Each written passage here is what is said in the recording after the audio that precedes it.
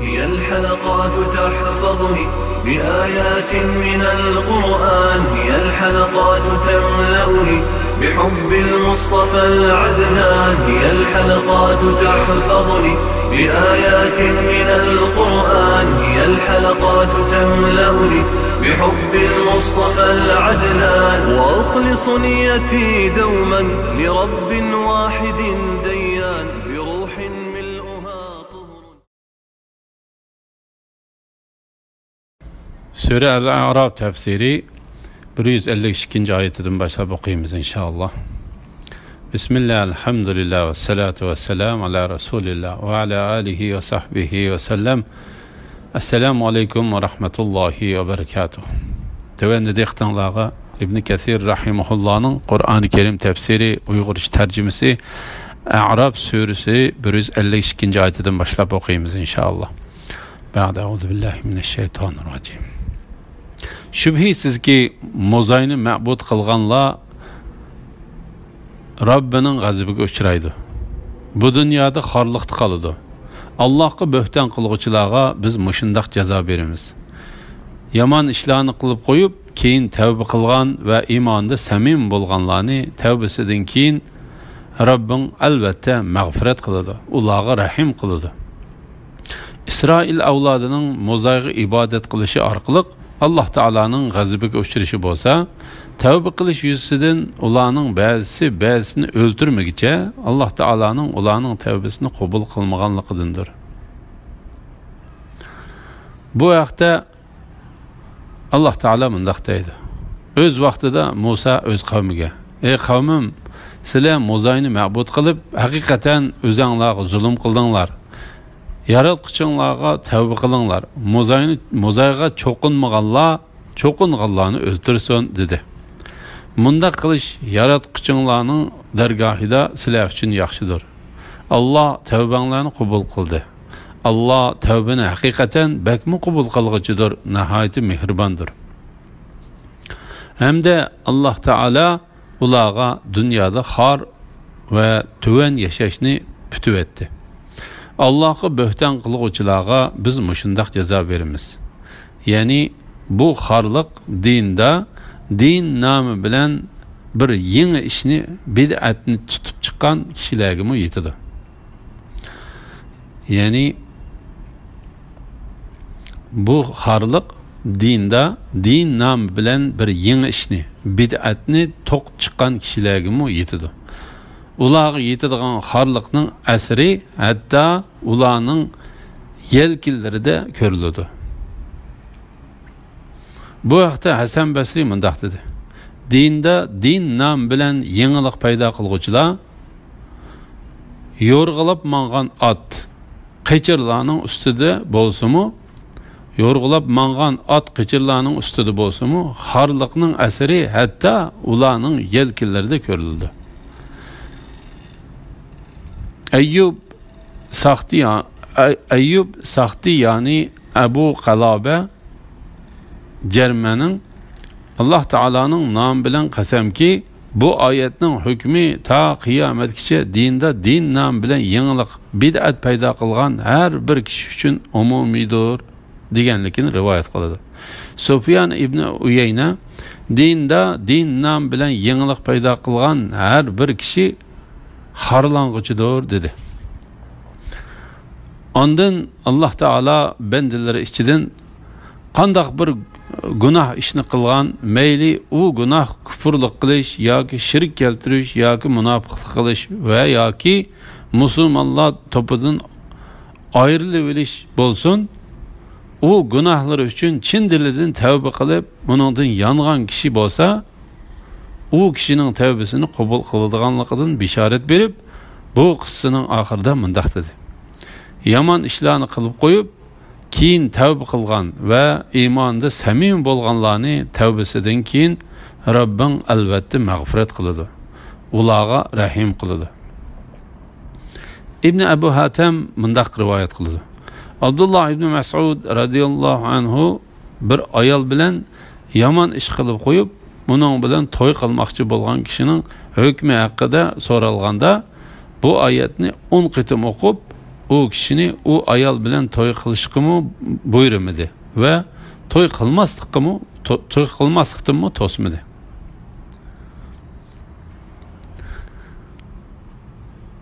Abdullah ibn Mas'ud radhiyallohu anhu bir ayol bilan yomon ish qilib qo'yib, uning bilan to'y qilmoqchi bo'lgan kishining hukmi haqida so'ralganda, bu oyatni 10 qitim o'qib, u kishini u ayol bilan to'y qilishqimi buyurmadi va to'y qilmaslikdanmi to'smadi.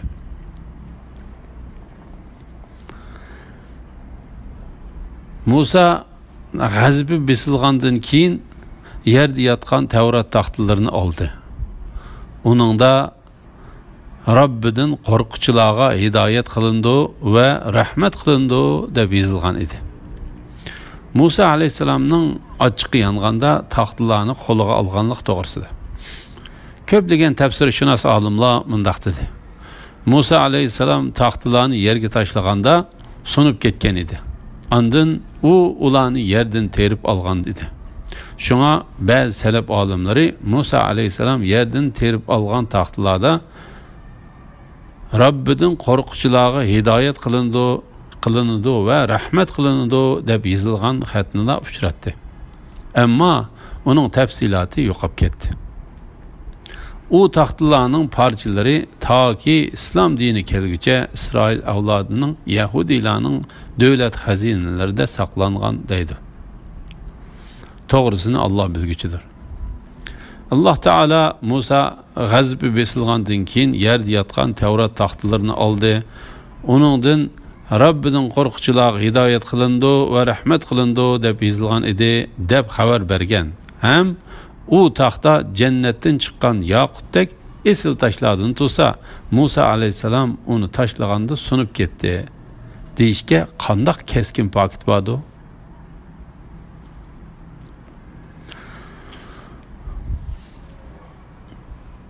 Musa biz belgilab bergan vaqtda ilib kelish uchun o'z qavmidan 70 kishini tanladi.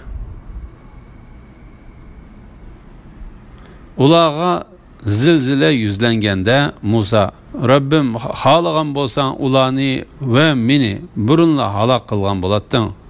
Aramizdagi ahmoqlarning qilmishlari tufaylidan bizni halok qilamsan. Bu faqat sening siniqingdir. Şu arqılıq xalagan bendangni ozdirsan, xalagan bendangni hidoyat qilsan. Sen bizning egimizsan.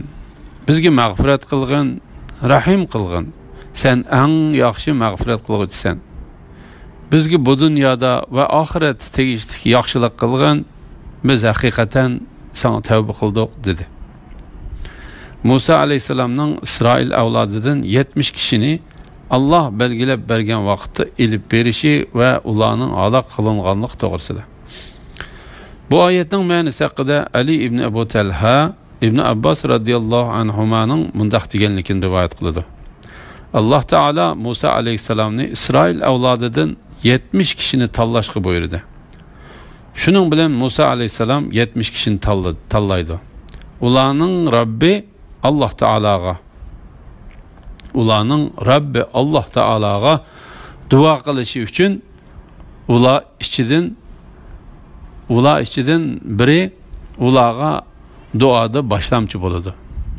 Ularning qilgan duolari ichida ularning ey Alloh bizdan burun hech kishiga berib boqmagan va bizdan keyinmi hech kishiga bermaydigan bir narsani bersang deb tilaganligini Alloh taolo yoqtirmaydi. Shuning bilan ularni bir titrek tutdi. Bu chaqda Musa alayhisalom, Rabbim xohlagan bo'lsang ularni va meni burunla halok qilgan bo'lading. Aramizdagi ahmoqlarning qilmishi tufaylidan bizni halok qilamsan? Bu faqat sening siniqingdir. Shu orqali xohlagan bandangni ozdirsan, xohlagan bandangni hidoyat qilsan. Sen bizning egimizsan. Bizga mag'firat qilgin, rahim qilgin. Sen eng yaxshi mag'firat qilguvchisan dedi. Suddi mundaq deydi. Alloh taolo Musa alayhisalomni Isroil avlodining mo'zayg ibodat qilganligiga, ularning ichidagi bir turkum kishilarni Alloh taologa o'zini aytish uchun elib kelishiga buyurdi va ularning keladigan yerini belgilab berdi.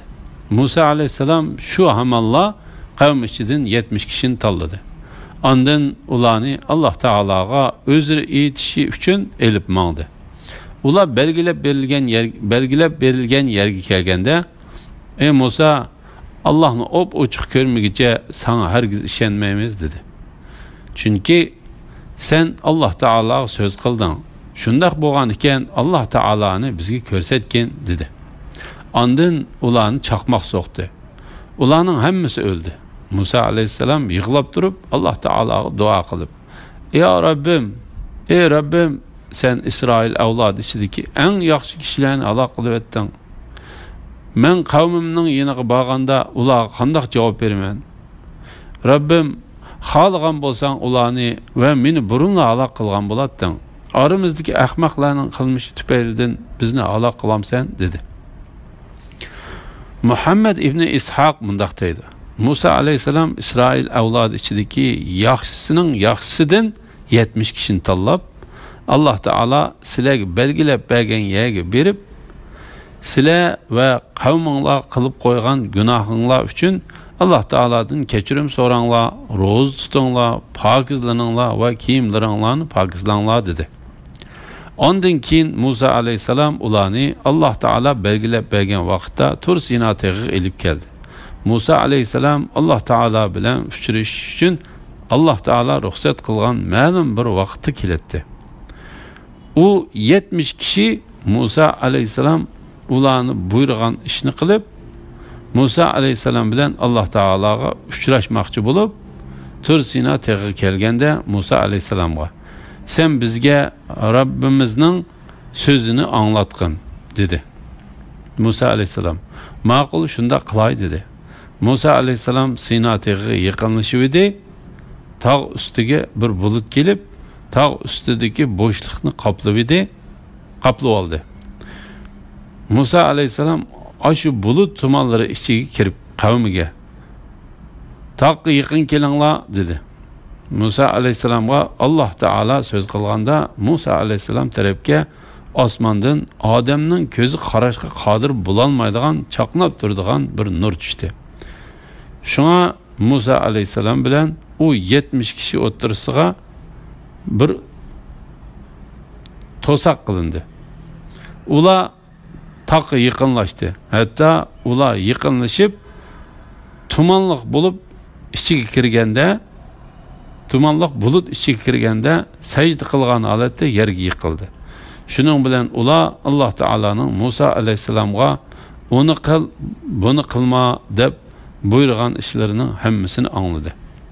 Allah Taala Musa aleyhisselamga so'zlab bo'lganda bulut Musa aleyhisselamning ustidan ko'tarildi.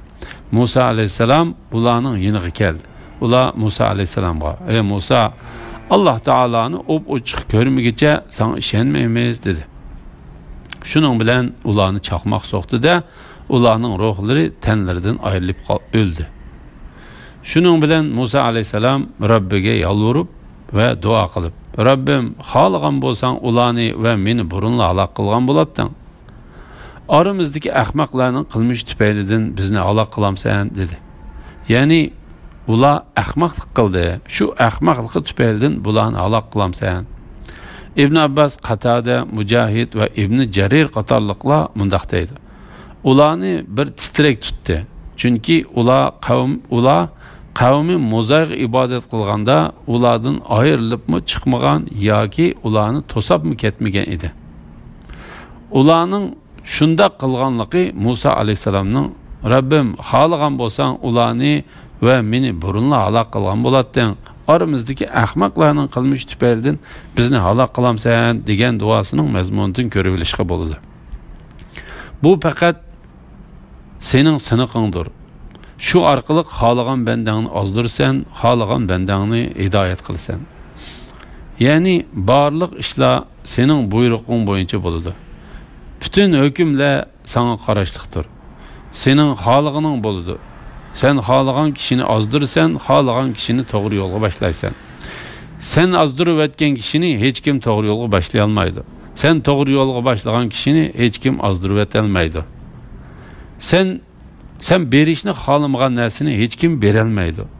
Sen bermekçi bo'lgan narsani hech kim to'sab qala olmaydi. Bütün igidorchilik sana xosdir. Barliq hukmlar sana qaytidi. Yaratish va boshqarish sana xosdir.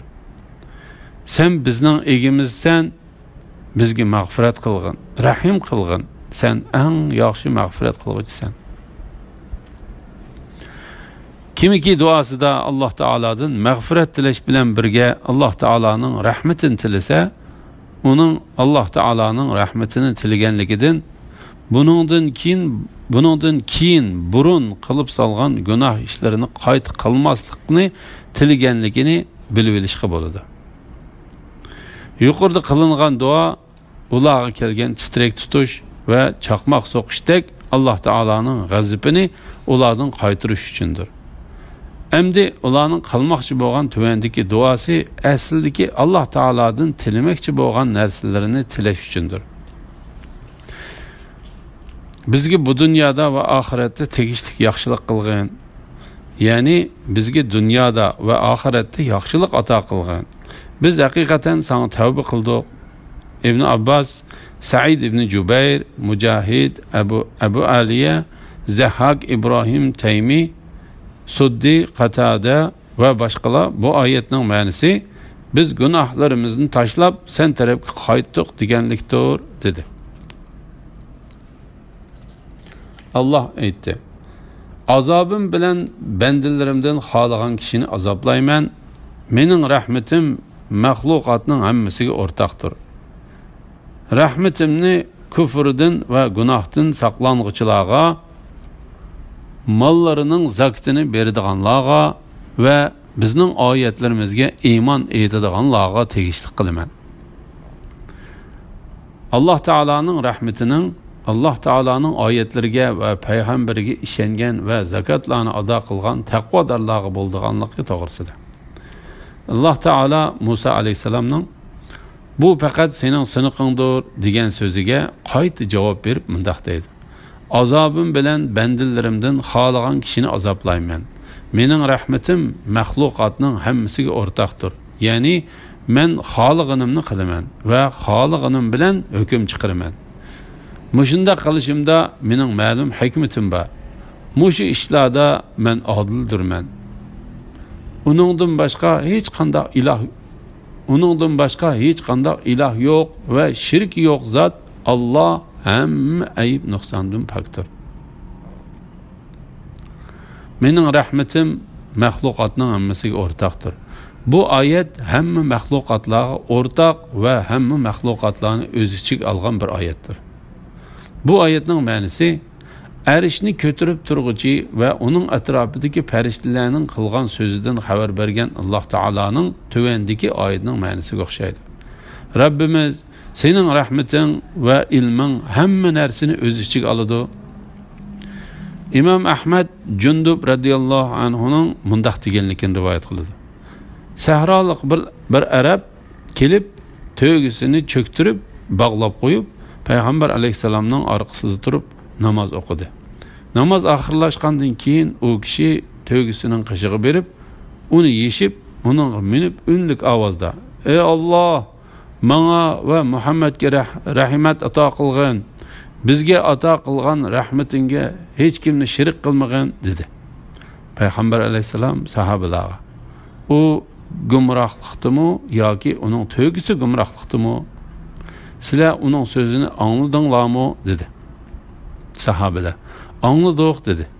Peygamber aleyhisselam elik sahralık kişiye: Hakikaten sen Allah Taala'nın hemmege bolgan rahmetini çeklep koydun. Şek şübhisiz ki Allah Taala öz rahmetini yarattı. Andın insan, cin ve başka barliq mahlukatlarının öz ara bir-biriga mehribonlik qilish uchun bir rahmetini tushirdi. Qalgan 99 rahmetini öz yenida saqlab qo'ydi.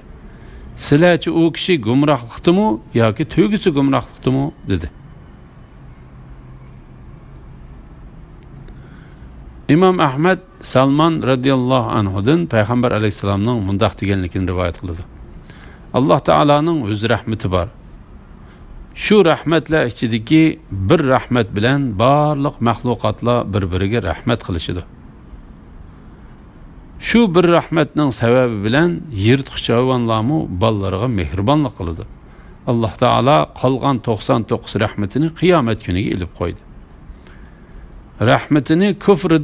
Rahmetimni kufrdan va gunohdan saqlanuvchilarga, mollarining zakatini berdiganlarga, yaxshilik qilish yuzidan rahmetimni ularga berdiganligimni o'zimga tegishli qildim.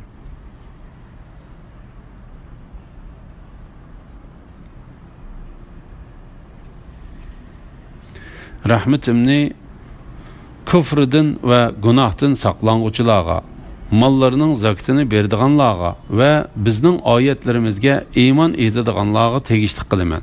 Ya'ni men ularga ne'mat qilish va yaxshilik qilish yuzidan rahmetimni ularga berdiganligimni o'zimga tegishli qildim. Alloh taolo bu vaqtda mundaq deydi: Alloh ihson qilish yuzidan bandalarga rahmat qilishni o'z ustiga oldi. Alloh taolaning bu rahmati kufrlikdan va gunoh ishlardan saqlangan, zakatini ayirgan, Alloh taolaning oyatlariga ishongan kishilar uchundir. Bu oyatdagi zakatini beradiganlarga degan oyatda mundaq ikki xil ko'z qarash bor. Buning biri bu kishilardan o'zlarining dillarini amal ibodat qilish orqali pokizlaganlar ko'z tutildi. Yana biri bu kishilardan mollarining zakatini ayirganlar ko'z tutildi. Bu oyatning shu ikki xil ma'nosini, ma'noni o'z ichiga oladiganligi bu ehtimolga yaqin. Chunki bu oyat Makkada tushgandir. Alhamdulillah, Alloh shukrlar bo'lsin. Yuqorida Al-A'raf surasi tafsiridan 156-oyatgacha angladinglar. Oxirini keyin qitimliq o'qishimiz davomlashtiramiz inshaalloh. Va sallallohu ala Muhammad va ala alihi va sahbihi va sallam. Assalomu alaykum va rahmatullohi va barakatuh.